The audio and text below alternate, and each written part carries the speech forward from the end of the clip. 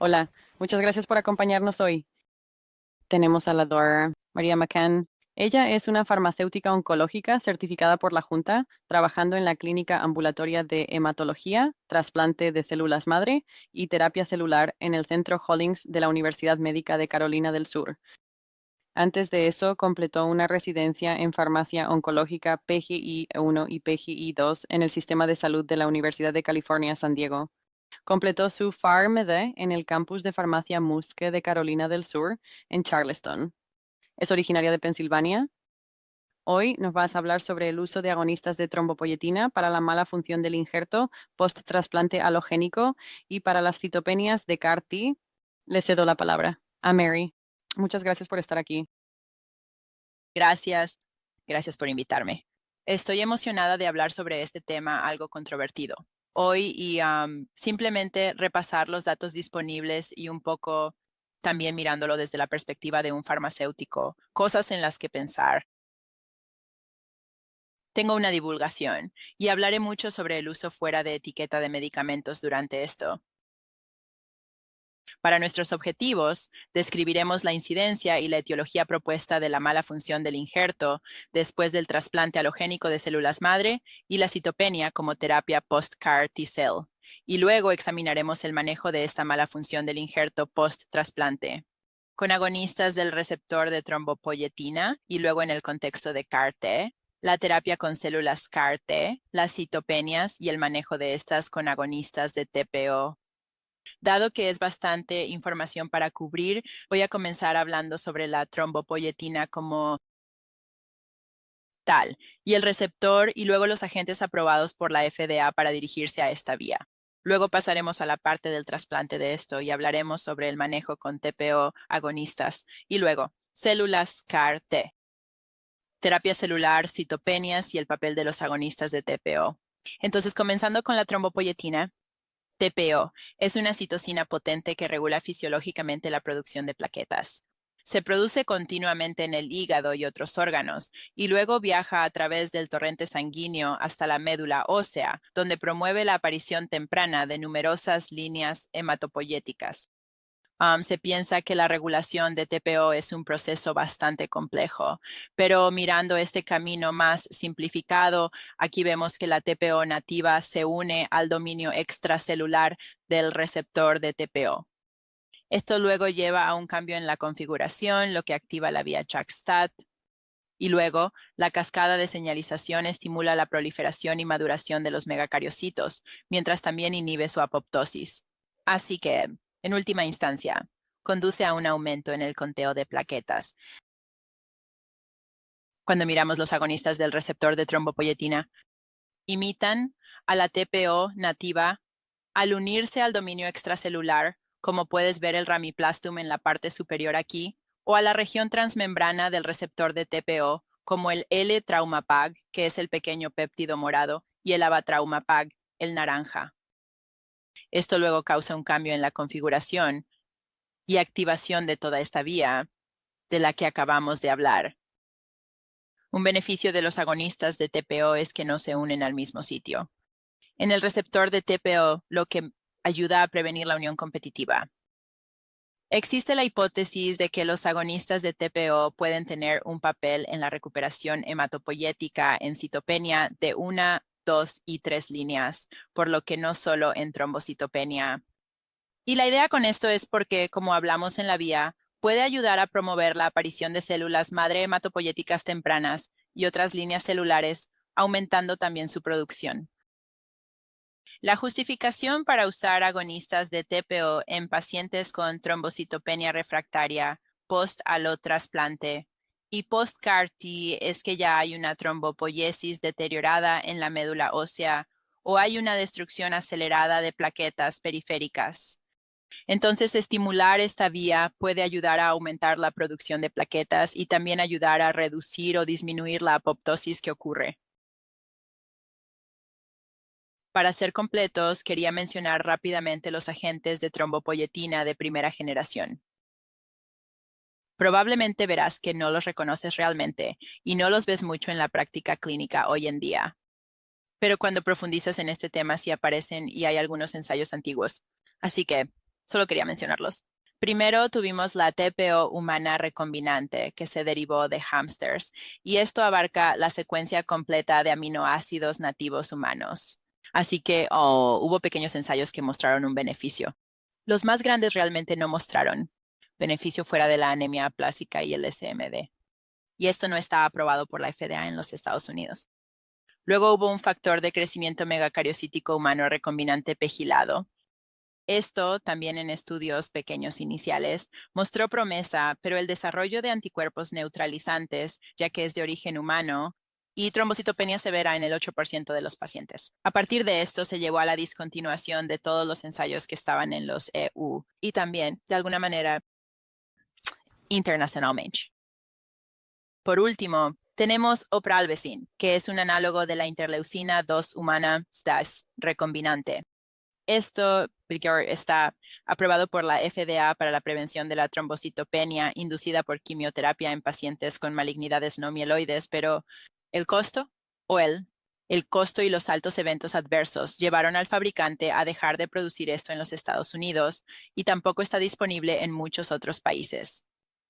La FDA, aunque no está disponible, la FDA menciona que no recomiendan usarlo después de la quimioterapia mieloablativa debido a las tasas aumentadas de efectos adversos como edema, sangrado, hipotensión, taquicardia y algunos efectos secundarios fatales que se observaron en el post-comercialización. Así que en general ya no vamos a hablar más de estos, pero solo para que sepan, están ahí afuera. Ellos tienen eventos adversos severos considerables y el riesgo de anticuerpos neutralizantes con esta primera generación es bastante preocupante y así realmente ya no se utilizan más. Lo que nos lleva a nuestro agonista de TPO de segunda generación. Así que estas son secuencias cortas de péptidos que sirven como análogos que activan el receptor de TPO a través de esa vía de la que hablamos. No tienen homología de secuencia con TPO. Así que eso elimina el dilema de que se formen autoanticuerpos contra el TPO endógeno. Aquí hemos listado el receptor de TPO aprobado actualmente por la FDA, agonistas en el mercado. Tenemos L-Traumapag, Ava-Traumapag, Luso-Traumapag y Ramiplastam. Puedes ver que las indicaciones aprobadas por la FDA aquí son principalmente anemia aplásica, trombocitopenia inmune, trombocitopenia relacionada con la hepatitis. Así que no. Así que, como dije, hablaremos mucho de usos no aprobados porque nada está realmente aprobado por la FDA para la trombocitopenia post-trasplante en este momento. Como farmacéutico, siempre hay que hablar sobre algunas consideraciones farmacéuticas y la dosificación y cosas así. Entonces, los primeros tres son tabletas orales o formulaciones en cápsulas que se toman una vez al día, mientras que Romipostum es una formulación subcutánea que se dosifica semanalmente. Para su referencia, estos son los FDA, aprobadas también. Generalmente se comienza con dosis más bajas y luego cada 1 o 2 semanas se aumenta hasta las dosis máximas basadas en la respuesta de las plaquetas. El Traumapag es realmente el agonista TPO más utilizado.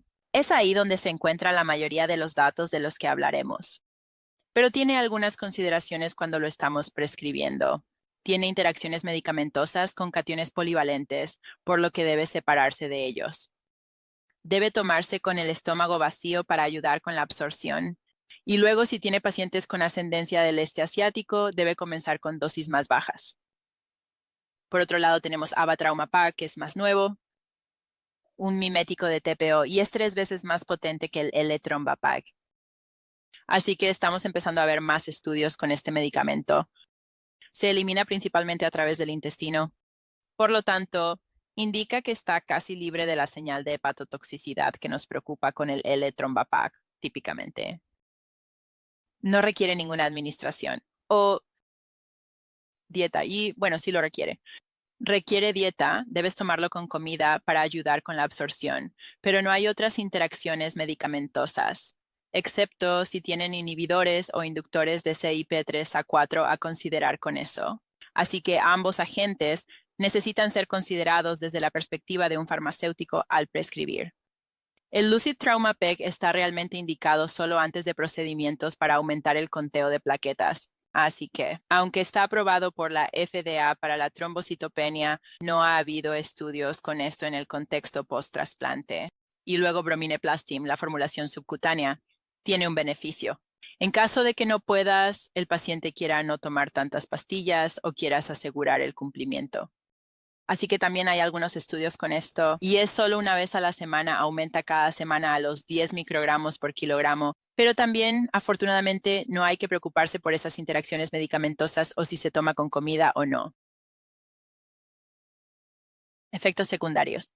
Esto es principalmente con el trauma PAC. Los diferentes agonistas de TPO tienen diferentes efectos, como acabamos de mencionar, pero el trauma, PAG, como dije, lo principal en lo que pensamos es la hepatotoxicidad. Esto puede ocurrir en hasta el 10% de los pacientes. Por lo tanto, hay recomendaciones para monitorear las pruebas de función hepática antes de comenzar y luego cada 2 a 4 semanas después. Afortunadamente, en este contexto post-trasplante, especialmente si todavía están lidiando con citopenias, probablemente los estén viendo con esa frecuencia, así que realmente no añade trabajo de laboratorio adicional para ellos. También deberíamos preocuparnos por una trombocitopenia de rebote cuando se discontinúa, por lo que debe reducirse gradualmente y no retirarse abruptamente. Se ha demostrado que hay disminuciones transitorias por debajo, incluso del recuento de plaquetas inicial, en aproximadamente el 10% de los pacientes cuando se suspende. Y luego, con medicamento usado para aumentar plaquetas, preocupaciones sobre causar complicaciones tromboembólicas cuando los recuentos de plaquetas son demasiado altos. Así que también hay algunas guías sobre si las plaquetas se recuperan, cómo retirarse de eso y no simplemente dejarlo y aumentar las plaquetas a una cantidad excesiva. Y luego, basado en este mecanismo también, la preocupación, hay una preocupación por la progresión del desarrollo de la deposición de fibras de reticulina dentro de la médula ósea. Así que es algo en lo que pensar cuando estás realizando estudios de médula ósea, ya sabes, para la vigilancia de la enfermedad, si ves más fibras, la deposición podría deberse al trauma PAC. Y luego también una preocupación teórica por un mayor riesgo de malignidades hematológicas, porque similar a usar un factor de crecimiento en un entorno mieloide, la preocupación es que estás estimulando un clon maligno a través de esta vía. Pero cuando miras los datos específicos, estas son preocupaciones mayormente teóricas. Las tasas de estos en ensayos e incluso en ensayos más grandes fuera del contexto post-trasplante han mostrado tasas relativamente bajas de este tipo de eventos adversos. Y luego los prospectos de todos estos medicamentos. Tienen excelentes tablas sobre cómo ajustarlo según los recuentos de plaquetas, cómo ajustarlo también según las pruebas de función hepática, LFTs. Así que si te encuentras con eso, simplemente recomendaría revisar esos. Ahora hablando sobre la mala función del injerto después del trasplante de células madre halogénicas. Entonces, al observar esto, hay muchas definiciones diferentes para los recuentos bajos post-trasplante realmente, dependiendo de qué línea celular sea y el momento post-trasplante. Así que solo quería presentar las definiciones aquí, para que cuando miremos los ensayos y tengan diferentes tipos, estén usando estos diferentes, sepamos. Las definiciones. Entonces, retraso en el injerto de plaquetas. Graven son realmente plaquetas por debajo de 20,000 más allá del día 35 post-trasplante. Y luego el fallo secundario de la recuperación de plaquetas. Es la trombocitopenia que se desarrolla después de un injerto inicial de plaquetas. Entonces, las plaquetas suben a una cantidad aceptable por encima de 20,000. Y luego después de eso disminuyen y descarta si es rechazo del injerto o recaída. Es solo una especie de trombocitopenia. Luego prolongada. La trombocitopenia aislada prolongada son plaquetas por debajo de 20,000 o se necesita una transfusión de plaquetas. 60 días después del trasplante, a pesar del injerto de otras líneas celulares. Así que solo las plaquetas que no se están recuperando, ya sabes, 2 meses después del trasplante. El fallo primario del injerto es la incapacidad de lograr el injerto inicial de neutrófilos para el día 28 a 30, un poco independientemente de las plaquetas, y luego injertos pobres. La función realmente se centra en las plaquetas y los neutrófilos, Y si estás teniendo problemas, necesitando transfusiones, necesitando apoyo de factores de crecimiento más allá de los 28 días después del trasplante, pero tienes un quimerismo del donante aceptable. Así que tienes el injerto allí. Simplemente no está funcionando tan bien como se esperaba. Pensé que esta era una gran figura para mostrar esas definiciones en un formato visual. Así que tenemos el conteo de plaquetas en el eje Y y los días post-trasplante en este eje X. Y el día 0 es la infusión de células madre. Entonces, como se esperaba, sabes, las primeras 2 semanas los conteos están cayendo en picada, están neutropénicos, tienen mucositis, preocupación por esos. Pero luego, alrededor de la marca de las 2 semanas, hacia la marca de las 3 a 4 semanas, los conteos están recuperándose. Así que la línea de puntos aquí, la línea de puntos verde es el injerto normal de plaquetas, así que caen y luego alrededor de la marca de las 2 semanas comienzan a aumentar y luego alrededor del día 30 deberían estar, ya sabes, por encima de 20 y luego simplemente continuar aumentando. Pero en la trombocitopenia aislada primaria tenemos que caen, pero luego realmente nunca vuelven a subir. Simplemente se quedan bajos por, ya sabes, un tiempo indeterminado. Y luego el segundo, el fallo secundario de la recuperación de plaquetas es esta línea roja. Bajan, se recuperan como se espera alrededor de la marca de las 3 semanas, pero luego en algún momento disminuyen nuevamente y se mantienen bajas. Y hay muchas razones diferentes por las que esto puede ocurrir, cosas en las que pensamos, infecciones virales, enfermedad de injerto contra huésped, ya sabes, inmunosupresión crónica, pero muchas veces también puede ser multifactorial. Así que la mala función del injerto post-trasplante es una complicación realmente seria y no hay un tratamiento estandarizado. El 10 al 20% de los pacientes tendrán esta trombocitopenia aislada prolongada. Hasta el 25% tendrá una mala función del injerto y luego el 40% tendrá o hasta el 40% tendrá un fallo secundario en la recuperación de plaquetas. Así que es, ya sabes, más común de lo que a veces tendemos a pensar. Así que estoy seguro de que cualquier farmacéutico y proveedor de trasplantes se encuentra con esto y tiene un gran impacto en nuestros pacientes en el sistema de salud porque nos preocupan las complicaciones adicionales. Sabes, no si es una mala función del injerto, eso también afecta a los neutrófilos, preocupándonos por las infecciones, el sangrado con las plaquetas bajas. Y para los pacientes, una gran reducción en la calidad de vida porque probablemente necesiten transfusiones, ya sabes, semanalmente, si no un par de veces a la semana, lo cual es más de lo esperado, como en las etapas posteriores del trasplante. También aumenta la morbilidad y la mortalidad y es una carga mayor y aumentada para el sistema de salud. Tienes que ver a estos pacientes con más frecuencia, hacer evaluaciones más extensas. Y así esta es una complicación realmente seria.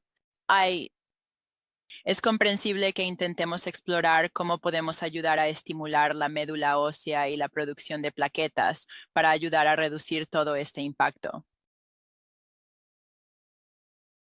Factores de riesgo. Hay mucho que puedes encontrar por ahí. Y como todos sabemos, los trasplantes son bastante complicados y cada trasplante es un poco diferente, así que es difícil realmente precisar factores de riesgo específicos, pero sabemos que cosas como un donante no relacionado, enfermedad de injerto contra huésped aguda de grado 2 a 4, infecciones virales, valganciclovir, ganciclovir, medicamentos como esos, disfunción renal o hepática y los regímenes de acondicionamiento pueden aumentar el riesgo de desarrollar citopenias más prolongadas después del trasplante. Cuando comienzas a tener una función deficiente del injerto, incluyendo los neutrófilos y las plaquetas, realmente estoy pensando más en las plaquetas aquí, pero quieres investigar para ver cuál es el problema. ¿Es una producción de plaquetas deteriorada? ¿La médula ósea no está produciendo suficientes plaquetas o la médula ósea está produciendo plaquetas, pero están siendo destruidas periféricamente? Y no entraré en detalles sobre qué análisis de laboratorio o cuándo hacer una biopsia de médula ósea, cosas así. pero para los proveedores están como investigando esto para determinarlo. Y luego, ya sabes, la producción deteriorada de plaquetas nos lleva más a pensar que es por una función deficiente del injerto o puede ser por una infección viral o efectos secundarios de medicamentos. Y luego el aumento de la destrucción de plaquetas es más como una infección bacteriana o un proceso mediado por el sistema inmunológico. Así que saber dónde está el problema puede ayudarnos a determinar la mejor manera de manejarlo. Así que para la función deficiente del injerto hablaremos mucho sobre los agonistas de TPO aquí. Hay datos sobre el uso de un refuerzo de células madre para ayudar a estimular la médula ósea. Infecciones virales, ya sabes, monitorear estas, cuidado de apoyo y VIG si está indicado efectos secundarios de medicamentos. Mencionamos antes valganciclovir, ganciclovir. Sabemos que esos realmente pueden dañar la médula. Otras cosas, Bactrim. Creo que a todos les gusta señalar a Bactrim. Cuando empiezas a ver que los conteos bajan, ya sabes, a dosis profilácticas es realmente menos común. Pero al menos en nuestra práctica normalmente todavía lo retiramos porque ya sabes, estos son pacientes complicados con muchas cosas sucediendo. Y si podemos eliminar, ya sabes, un área y decir descartarla. Entonces lo haremos. Y dado que tenemos otras opciones para la profilaxis de PERSAP, si hay un aumento en la destrucción de plaquetas, ya sabes, determinar si eso se debe a una infección también y luego tratarlo adecuadamente. O si es más mediado por el sistema inmunológico, puedes usar rituximab, esteroides y VIG a dosis más altas o agonistas de TPO, nuevamente como hablaremos. Así que sabemos que la mala función del injerto después del trasplante, ya sabes, disminuye la calidad de vida y es una gran carga para el sistema de salud. Entonces, ¿cuáles son algunas de nuestras opciones específicamente al observar la trombocitopenia? Hablaremos sobre el papel de los agonistas de TPO. El trauma, PAGI, como dije, es el que ha sido más estudiado para la trombocitopenia post-trasplante. Hay más de 20 revisiones retrospectivas, algunos ensayos clínicos en los que profundizaremos más y luego un montón de informes de casos disponibles. Así que también te guiaré un poco hacia esta referencia del he dicho aquí. Esta es una gran revisión realizada justo el año pasado. Es realmente completa y destaca cada pequeño estudio sobre L-trauma PAG. Así que si alguna vez estás interesado en eso, recomendaría mirar esa referencia. Pero intenté destacar las revisiones retrospectivas más grandes y luego también, ya sabes, los ensayos clínicos prospectivos. Así que, comenzando con Bento y colegas, esta fue una revisión retrospectiva con 86 pacientes. 6 tenían trombocitopenia aislada primaria y 71 tenían fallo secundario de recuperación de plaquetas. Esto utilizó L-trauma-PAG y romiplastina, pero más en el brazo de L-trauma-PAG. Nuevamente, dosis variables, típicamente comenzando bajas, ajustando hacia arriba. Y estos se iniciaron a una mediana de un mes después del trasplante. Para la recuperación de plaquetas, el 72% tuvo recuperación de plaquetas en el grupo de fallo secundario, frente al 67% en el grupo de trombocitopenia aislada primaria, así que en general parecía funcionar bien.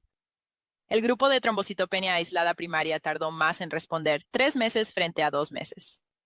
Y luego, observando otras líneas celulares, los pacientes que inicialmente tenían neutropenia, la mayoría de ellos también tuvieron una respuesta de neutrófilos. Así que, potencialmente muestra que puede ayudar en otras líneas celulares, además de solo las plaquetas. La duración media del L-trauma PAC fue de aproximadamente 2 meses. Y observaron que el 2% tenía anormalidades hepáticas de grado 3 a 4, aunque sabes, esto fue poco después del trasplante, fue difícil determinar si eso era específicamente por el L-trauma PAG.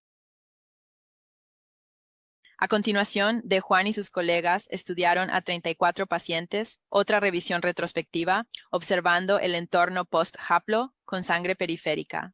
Así que sabemos que haplo puede tener dificultades con los conteos post-trasplante. 7 tenían trombocitopenia primaria aislada, 27 fallo secundario en la recuperación de plaquetas. Todos estos estaban utilizando L-trauma PAC, comenzando con dosis bajas, ajustando hacia arriba y comenzando un poco más tarde. A una mediana de 95 días, La incidencia acumulada de plaquetas por encima de 20,000 fue del 72% y por encima de 50 del 61%. Así que tasas algo similares a las de ese último ensayo también. El tiempo medio para alcanzar plaquetas por encima de 50 fue de 23 días, pero se puede ver un rango enorme allí, el 86%. De las personas que respondieron pudieron reducir la dosis con conteos estables, lo cual es una gran señal.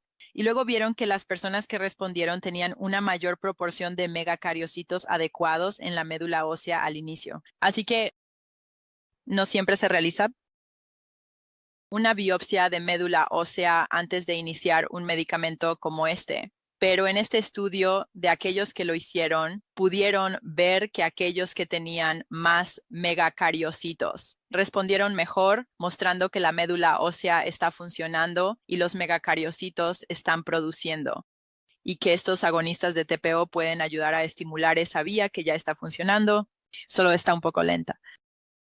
Y luego no hubo toxicidades de grado 3 o 4 en esta revisión. Y luego, por último, tenemos a Juven y colegas, 48 pacientes, 30 tuvieron recuperación tardía de plaquetas, 18 fallo secundario. El trauma PEG nuevamente comenzó 3 o 2 meses en MOAISH después del trasplante. 23 de estos 48 pacientes respondieron. La incidencia acumulada de recuperación de plaquetas fue aproximadamente la mitad de los pacientes, 38% en el grupo de recuperación tardía de plaquetas, grupo versus 50% en el fallo secundario para la recuperación de plaquetas. Y de manera similar, este estudio también mostró que los pacientes que tenían megacariocitos adecuados en la línea de base del Marriott tuvieron una respuesta mucho mejor. El 77% de esos tuvieron una respuesta, frente al 23% en el otro grupo. Así que potencialmente una forma de, ya sabes, señalar o predecir una respuesta para estas terapias. Y nuevamente, bastante seguro, no se observaron toxicidades relacionadas con el trauma PEG. Ahora quería destacar un ensayo prospectivo, aleatorizado y controlado realizado por Ahmed y colegas en 2021. Esto se centró en personas con post-trasplante, una amplia variedad de tipos de trasplantes, con injertos de médula ósea o periféricos, y fueron 60 pacientes. Si los pacientes tenían plaquetas por debajo de 20 durante 7 días, eran dependientes de transfusiones, pero sí tenían recuperación de neutrófilos en o después del día 35 post-trasplante, podían ser inscritos en este ensayo. El 42% de los pacientes recibió L-Traumapag y 18 recibieron placebo. Y el Traumapag se tituló hacia arriba, comenzando con 50 miligramos diarios y luego cada 2 semanas hasta alcanzar 150 miligramos. Y luego se planeó continuar durante 8 semanas. Cuando observamos la eficacia aquí, el resultado primario fue plaquetas por encima. 30,000 en el día 57, lo cual es una decisión algo arbitraria para establecer ese, ya sabes, ¿no?, su punto final. Pero vieron que el 30%, 36% en el brazo de L-Trauma PEG frente al 28% en el brazo de placebo tuvo esta recuperación de plaquetas. Y esto no fue estadísticamente significativo entre los grupos. Pero cuando observaron las plaquetas por encima de 50 en lugar de 30 en el día 57, hubo un beneficio. Y el 21% lo tuvo en el brazo de L-Trauma PEG frente a 0 en el brazo de placebo. Así que es algo interesante notar que, ya sabes, más pacientes superaron el 50, pero en la marca de 30 no fue significativo. A la derecha, aquí se nota cada paciente y el conteo de plaquetas. El azul es L-Trauma PEG, el rosa es placebo. Así que puedes ver una gran variedad entre estos pacientes. Una gran limitación de este estudio prospectivo fue el cumplimiento subóptimo, así que solo el 62% de los pacientes realmente completaron las 8 semanas de terapia y las personas discontinuaron debido a una percepción de falta de eficacia, algunos efectos secundarios, pero cuando miraron entre los dos grupos fue similar en la cantidad que no cumplió y por qué discontinuaron. Así que desafortunadamente eso realmente limita este tamaño de muestra ya muy pequeño que los pacientes no. ¿Sabes? Completaron todo el tratamiento previsto. Ambos grupos tuvieron una supervivencia similar, supervivencia libre de progresión, mortalidad sin recaída. Se observó que en grado 3 o más hubo más hiperbilirrubinemia en L-Trauma PEG, 6 pacientes. contra 1 en placebo. Así que esto fue estadísticamente significativo. Así que, nuevamente, algo a tener en cuenta al utilizar L-trauma PEG. Y luego el mismo grupo, Ahmed y colegas, en 2024, diseñaron otro ensayo prospectivo de fase 2. Esto fue específicamente para observar haplotrasplantes con un injerto de médula ósea. Así que estos son pacientes que sabemos tienen problemas citopénicos después del trasplante. Este fue un tipo de configuración un poco diferente. Administraron L-Tromavac 300 miligramos diarios, lo cual ha sido estudiado y demostrado ser seguro.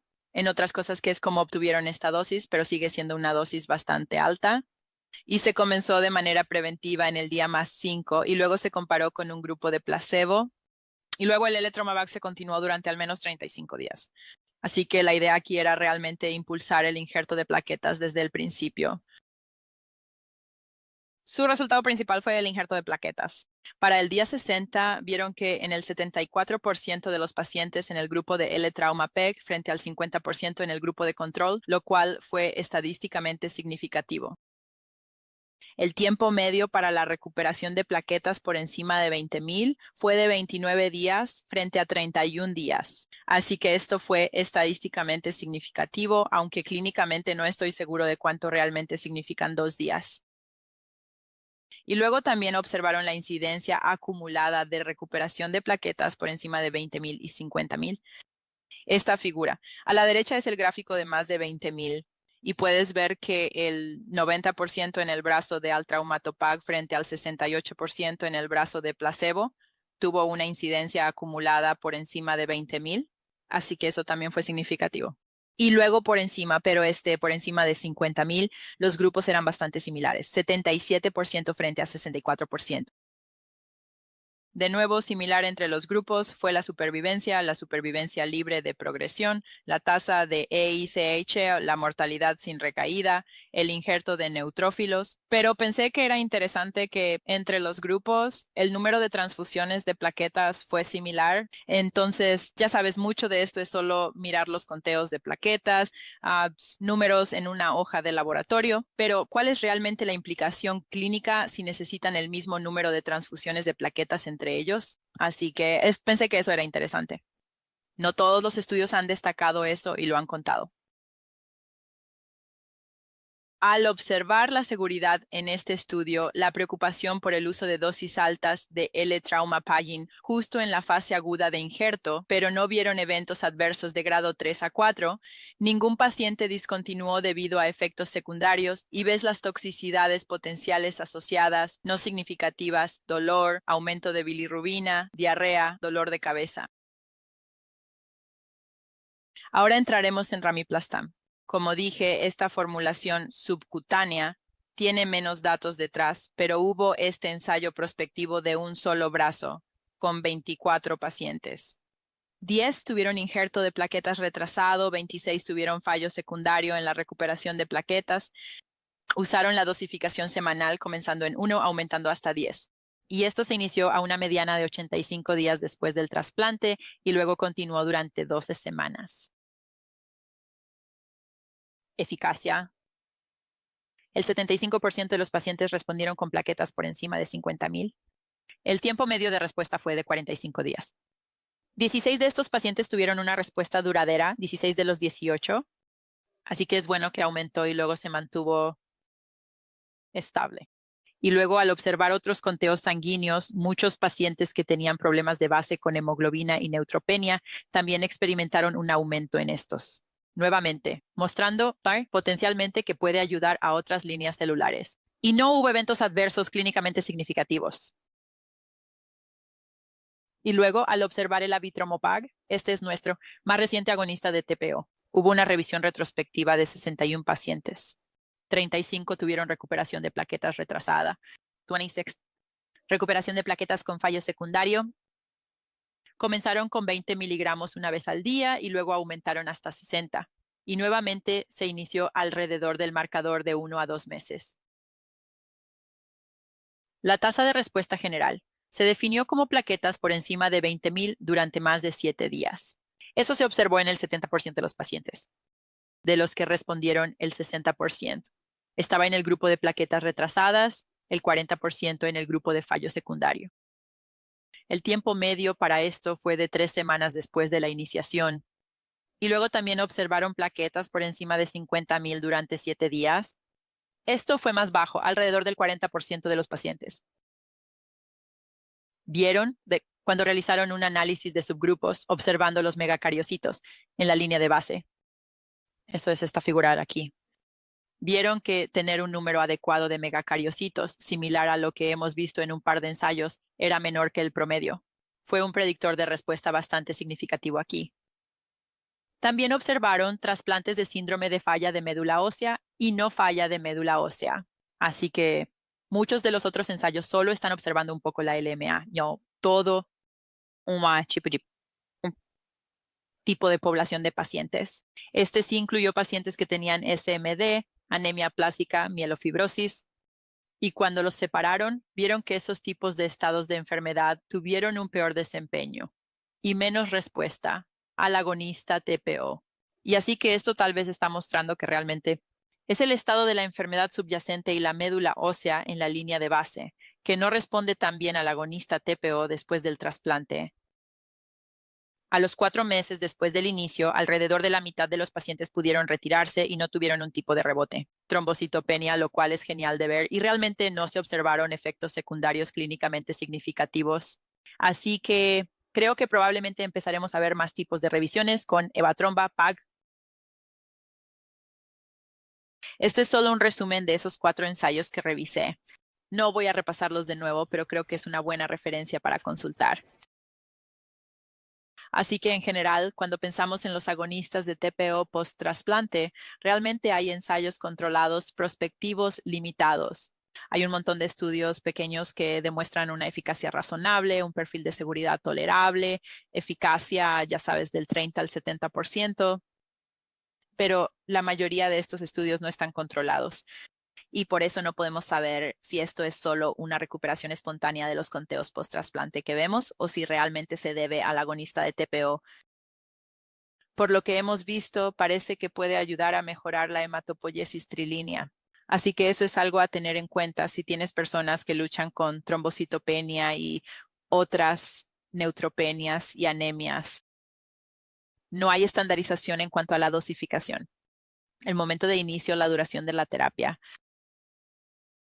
Como viste, todos esos ensayos tenían fechas de inicio, duraciones y dosificaciones muy variables. Y luego, este punto de partida, megacariocitos adecuados, creo que es algo interesante en lo que pensar, ver si tal vez podemos usar eso como un predictor y una forma de decidir quién responderá mejor a este tipo de terapia.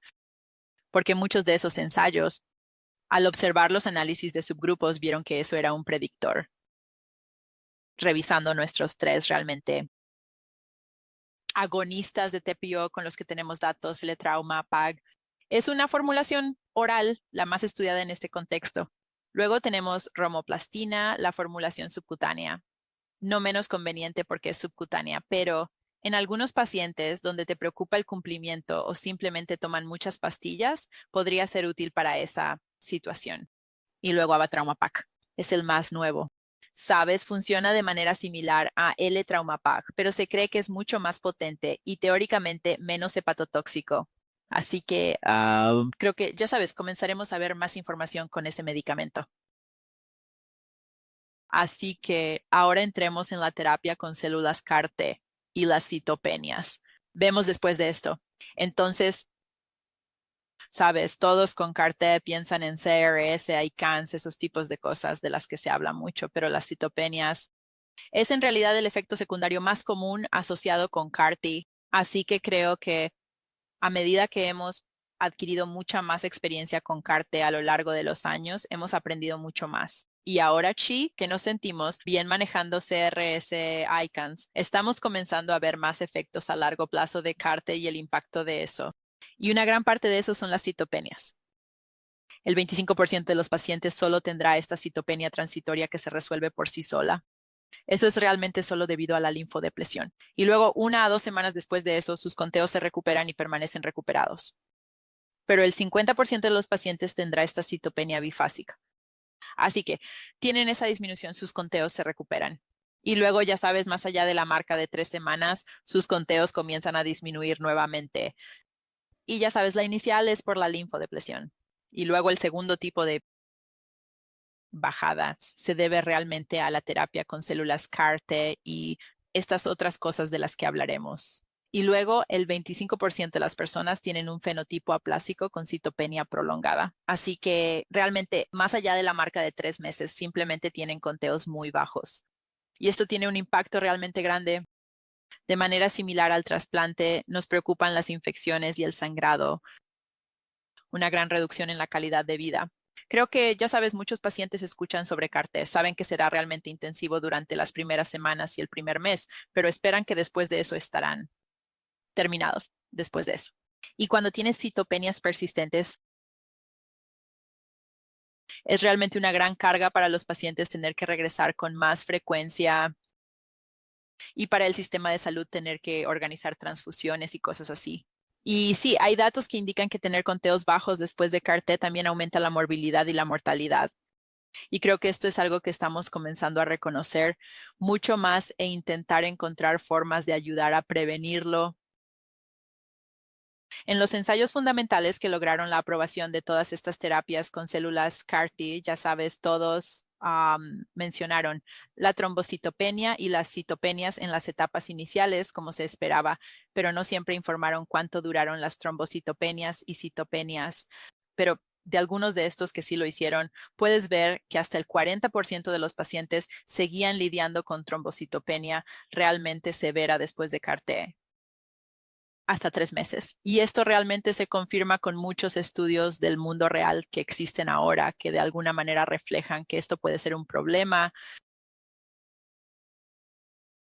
Cuando pensamos en los factores de riesgo para citopenias después de CAR-T, hay muchas cosas en las que pensar. Los factores del paciente, la edad y el sexo, las características relacionadas con la enfermedad, cuál es su carga de enfermedad al entrar en el tratamiento, cuál es su enfermedad subyacente, cuánta terapia previa han tenido, cuán dañado está su médula ósea antes de esto. Y luego estos en negrita y naranja son los que se ha demostrado que son factores de riesgo independientes para citopenias después de CAR-T. Así que tienen un estado basal de la médula ósea.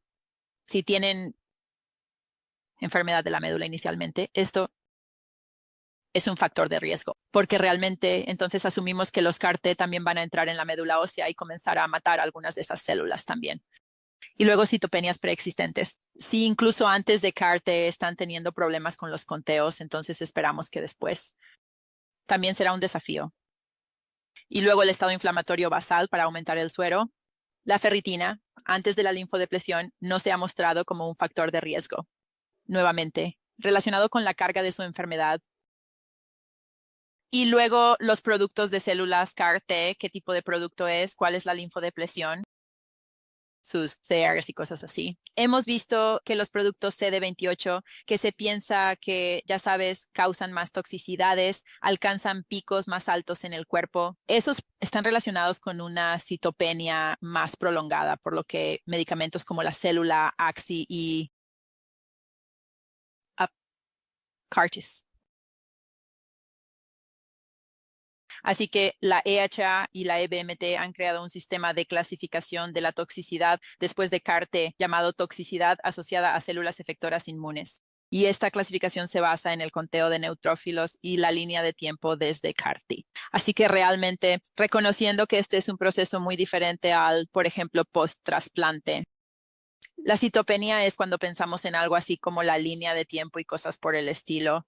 Así que solo quería poner esto aquí como referencia. Y luego también desarrollaron un modelo de hematotox de CAR, observando las plaquetas basales, ENCE, hemoglobina, estado inflamatorio antes de CAR-T para intentar predecir quién tendrá estas citopenias prolongadas.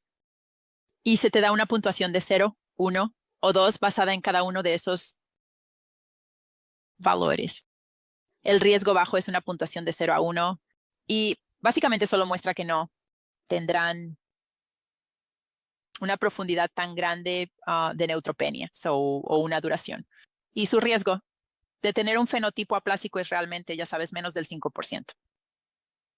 Pero si tienen una puntuación de 2 a 7, entonces están en un riesgo mucho más alto de tener citopenia. Como postcar, T con fenotipo aplásico hasta un 47%, infecciones severas hasta un 40%. Así que esta es una herramienta útil. Ha sido desarrollada recientemente. Así que realmente no estamos seguros de cómo incorporar mejor qué hacer con esta información, pero creo que eso crecerá con el tiempo. Notaré que esto tiene un valor predictivo negativo realmente bueno. Así que si tienes un riesgo bajo, es una buena señal de que no tendrás problemas con las citopenias. Pero no todos los que están categorizados como de alto riesgo tendrán, ya sabes, este fenotipo aplásico y cosas así.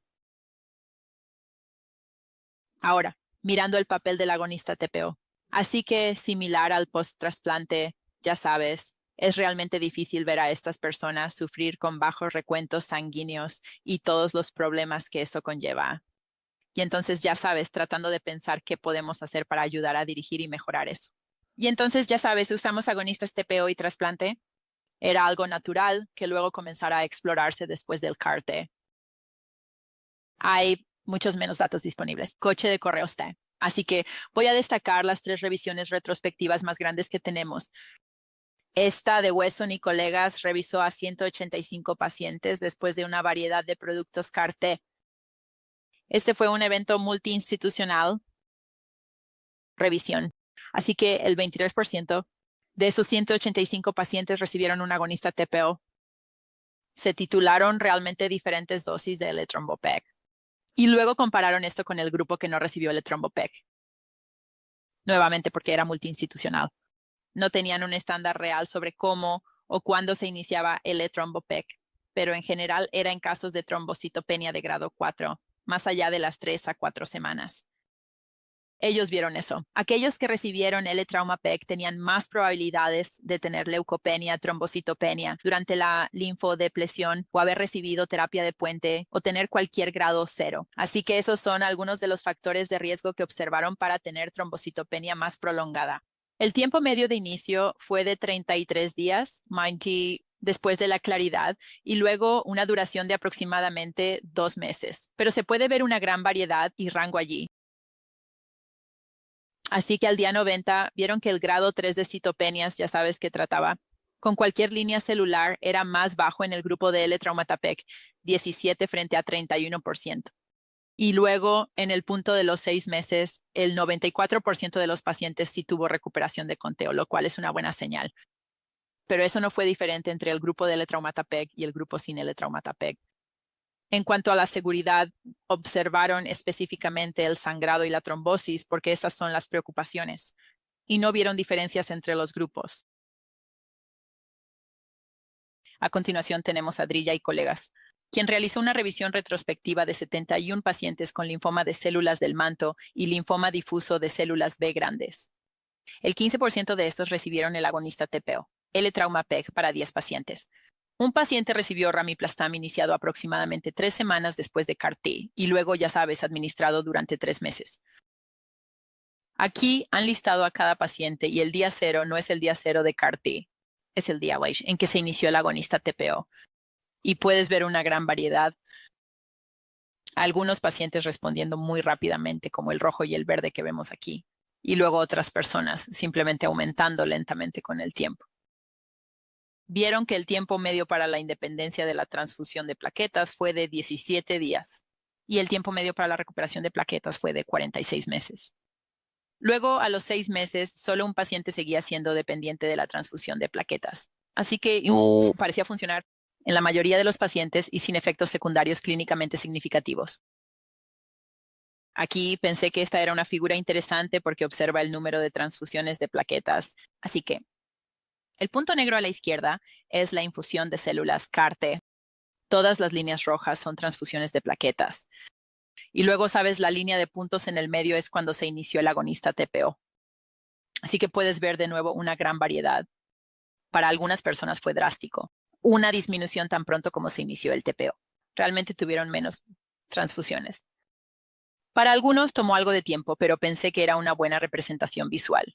Y esto también muestra, sabes, todos estos pacientes, puedes ver, la mayoría de ellos puedes ver cuándo fue su última transfusión de plaquetas, pero este número en el lado derecho es el día en que dejaron el agonista TPO. Así que eso es otra cosa importante. Nadie realmente sabe cuándo detenerlo. Te da un poco de miedo si está funcionando quitarlo y que sus conteos caigan en picado. Y puedes ver aquí, la mayoría de estas personas continuaron mucho más tiempo de lo que sabes mientras eran independientes de transfusiones. Y luego, por último, tenemos a Bayer Katz y colegas observando al 93% de los pacientes con linfoma. Aproximadamente el 7% recibió agonista de TPO, L-Trauma PAC o Ramiplastim o ambos. El uso de ambos fue realmente solo un problema de seguro y se comenzó aproximadamente 43 días después del trasplante.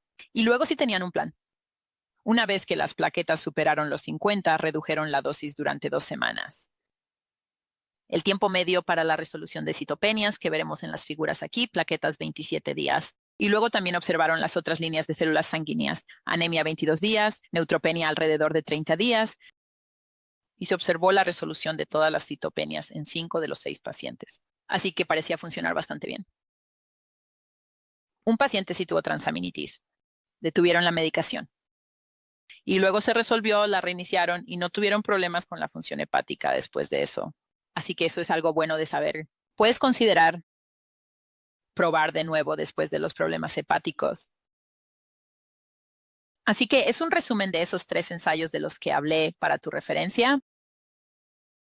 Y en general, para el agonista de TPO después de la infusión de células T-CAR parece seguro, tal vez eficaz, similar a después del trasplante. No sabemos nada sobre la mejor manera de cuándo comenzarlo, qué dosificación, cuánto tiempo tomarlo.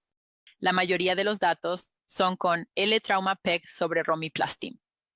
Pero la mayor limitación es que todos estos son datos retrospectivos.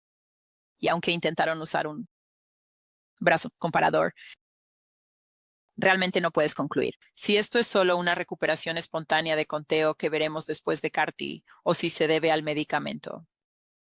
La EHA y EBMT tienen recomendaciones para citopenias post-CAR-T y para las plaquetas y los agonistas de TPO. Recomiendan una práctica que es paralela al trasplante. Entonces, considerarlo para trombocitopenia prolongada requiriendo transfusiones de plaquetas más allá del día 30. La dosificación potencial puede ser, ya sabes, comenzando con una dosis de 50 a 75 miligramos y luego aumentando a 150. Y luego nuevamente para la duración, ya sabes, está por todos lados, creo. Al observar estos estudios, la mayoría de las personas que tuvieron una respuesta la tuvieron en 1 a 2 meses. Y entonces, si los pacientes lo están tomando más allá de ese tiempo y no ven un beneficio, creo que es razonable intentar retirarlo. Y a veces menos es más. Estos pacientes ya están tomando generalmente muchos medicamentos. Entonces, en conclusión, al observar la mala función del injerto en citopenias, post-trasplante, post-terapia con células CAR-T, realmente me entristece no poder dar, ya sabes, recomendaciones generales y estandarizar esto, pero está un poco por todas partes. Sabes, al observar la mala función del injerto en citopenias, la incidencia también varía.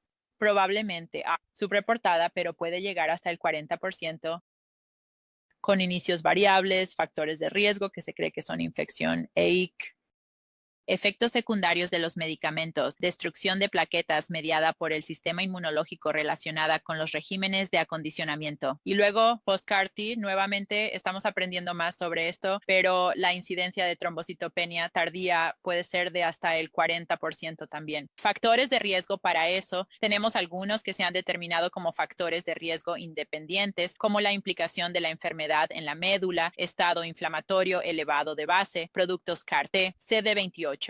Y sabemos que post-trasplante y post-CAR-T, estas citopenias aumentan la morbilidad, mortalidad, calidad de vida y la utilización de recursos sanitarios. Así que definitivamente es un área que la gente está investigando para tratar de mejorar todo esto. En cuanto al manejo, no hay un protocolo estándar para usar agonistas de TPO post-trasplante CAR-T, ya sabes, hablando sobre el momento y la dosificación. Pero post-trasplante hay muchos datos disponibles. Todo es un poco limitado y retrospectivo y puede tener una eficacia del 40 al 70%, pero nuevamente no ha habido grandes ensayos aleatorizados y controlados. Así que Como hablamos, es realmente difícil determinar si este es el verdadero efecto de esta intervención o simplemente una recuperación espontánea que veremos. Por lo tanto, realmente necesitamos algunos ensayos prospectivos futuros explorando también resultados clínicamente relevantes como eventos de sangrado, requisitos de transfusión, no solo, ya sabes, números de plaquetas. Y luego también intentar identificar poblaciones específicas que podrían beneficiarse. Ya sabes, algunos de esos estudios que analizan los megacariocitos de base creo que son interesantes y obtener datos más sólidos como eso sería útil. Y luego el uso de agonistas de TPO después de CAR-T está realmente menos estudiado y estamos un poco extrapolando del contexto del trasplante, así que la práctica parece reflejar eso. Pero en general, al menos con todos estos datos, no hemos visto toxicidades realmente preocupantes. Parece seguro de usar en este contexto. Eso es todo lo que tenía hoy, pero encantada de responder cualquier pregunta. Muchas gracias, Mary. Realmente lo apreciamos. Tenemos algunas preguntas aquí en el chat y voy a empezar con algunas de ellas.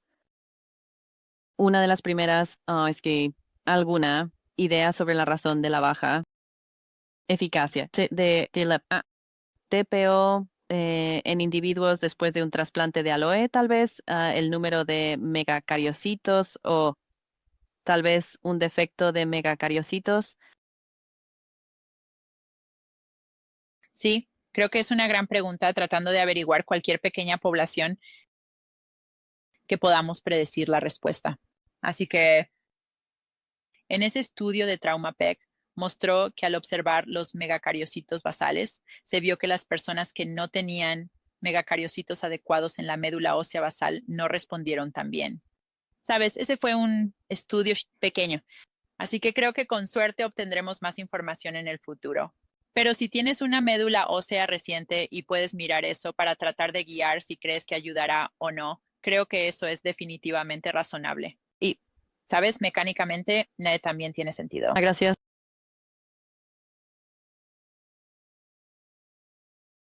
¿Tienes una posible explicación detallada para la relación entre la destrucción excesiva de plaquetas y la administración de ATPOR? ¿Podrías proporcionar más detalles? Sí. Así que vi esto y estuve investigando un poco más sobre ello también. Y hice un artículo que explica este mecanismo muy a fondo, así que lo pondré en el chat. Generalmente, como hicimos con todo, es extrapolar del contexto de la PTI. Y en ese contexto que generalmente hay destrucción de plaquetas y producción de plaquetas deteriorada. Así que, ya sabes, pensamos que el TPO realmente está ayudando a aumentar los megacariocitos y la producción de plaquetas. Pero supongo que en algunos estudios se ha demostrado que a través de toda la cascada está ayudando a reducir la cascada. Eso también está causando la destrucción de plaquetas.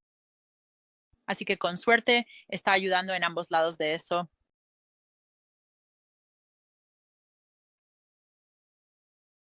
Un par de preguntas potencialmente como un agonista TPO preventivo durante la terapia con ganciclovir para la reactivación de CMV.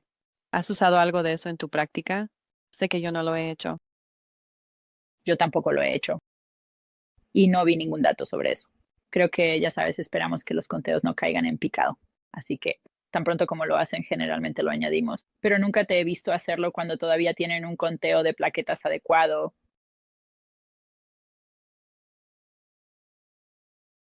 Ahora que tenemos múltiples tipos de agonistas TPO en el mercado y hay diferentes, ¿hay alguno que creas que podría ser una prioridad o algo en lo que pensarías primero?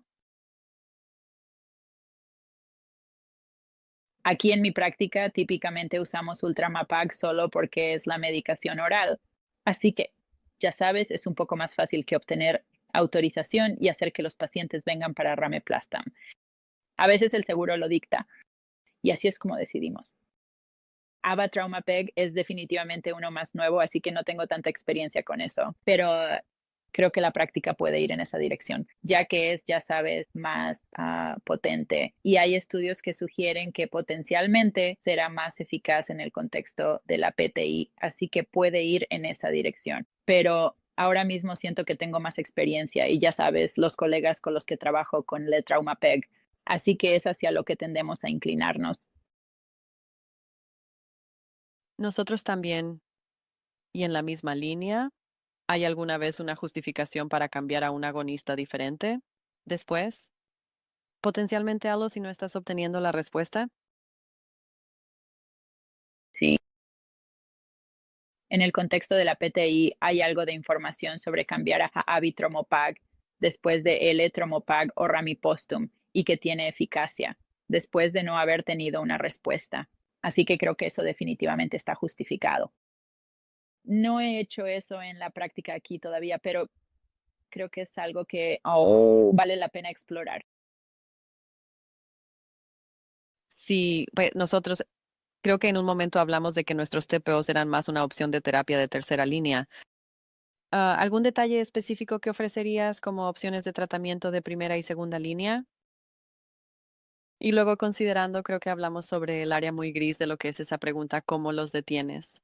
Una vez que has alcanzado un umbral de plaquetas donde te sientes lo suficientemente seguro, ¿qué has visto en tu práctica sobre cuándo está bien detener eso? Entonces, en dos partes, ¿cuáles serían las opciones de primera y segunda línea? Y luego potencialmente cómo y cuándo los detienes.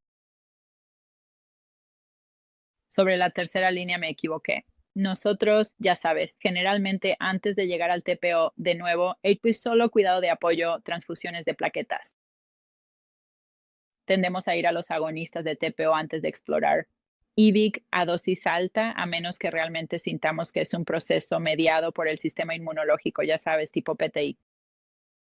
Así que hacemos un cuidado de apoyo y luego, si es, ya sabes, requisitos intensos de transfusión de plaquetas y seguimiento, entonces eso explorará el agonista de TPO después de eso. Así que es como el manejo de medicación de primera línea al que recurrimos. ¿Cuándo detenerse es, ya sabes, debatimos eso y depende un poco de con quién estoy trabajando ese día?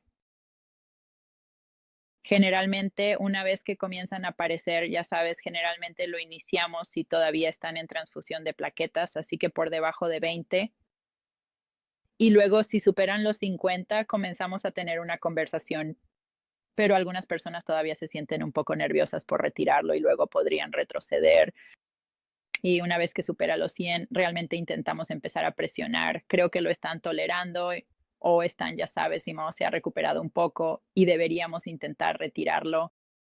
A menos que haya algunos casos en los que hemos tenido caídas en los conteos con ruxolitinib, si tienen enfermedad crónica del injerto contra el huésped y todavía están un poco en el límite. Alrededor de 100, pero hemos decidido mantenerlo durante la duración de la terapia con ruxolitinib como una medida preventiva en ese momento. Así que hemos visto eso, pero creo que la práctica varía mucho. Sí, yo también lo creo. Definitivamente dependerá de cómo estén.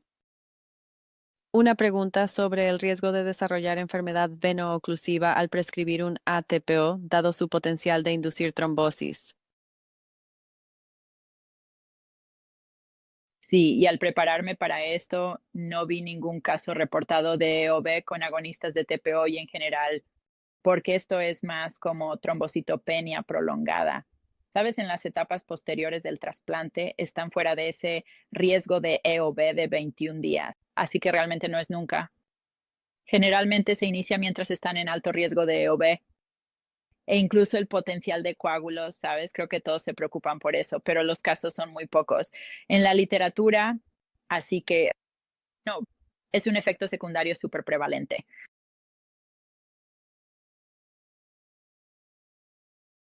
Una de las preguntas sobre empagliflozina fue sobre la dosis mínima eficaz. Y luego, de manera similar, ¿con qué dosis tiendes a comenzar a las personas después de un CAR-T para trombocitopenia? Sí, empezamos a los 75 y es puramente como una farmacéutica. Facilidad. Si comenzamos en 50 y luego vamos a 100 y luego a 150, generalmente intentamos llegar a la dosis máxima, lo aumentamos cada 2 semanas y normalmente no estamos viendo una respuesta súper rápida y robusta. Así que simplemente llegamos a los 150 y luego nos quedamos allí durante aproximadamente un mes o dos. Muchas aseguradoras, al menos en los EPU, solo cubrirán, ya sabes, 30 pastillas o 60 pastillas. Así que si comienzas con 25, o en cuenta te encuentras en una situación extraña, el seguro no lo cubrirá. Y por eso siempre comenzamos con 75 y luego simplemente lo duplicamos a 150 y es menos confuso para el paciente. Y nos encontramos que con menos problemas, como autorizaciones previas, ya sabes, se necesitan múltiples autorizaciones previas para un montón de diferentes dosificaciones. Pero hemos tenido algunos pacientes que responden, ya sabes, rápidamente a la dosis de 75 y simplemente los dejamos ahí. Pero diría que la mayoría de las veces vamos a la dosis de 150 miligramos, pero tal vez no hemos dado suficiente tiempo a la dosis más baja para ver si funciona. Así que no quiero decir que no pueda ser eficaz. Creo que probablemente sea una práctica muy variable dependiendo de dónde estés y todo eso. Pero muchas gracias a todos por acompañarnos hoy. Espero que lo hayan encontrado beneficioso. Continúen iniciando sesión para futuras presentaciones. Muchas gracias, Mary. Sí, gracias por invitarme.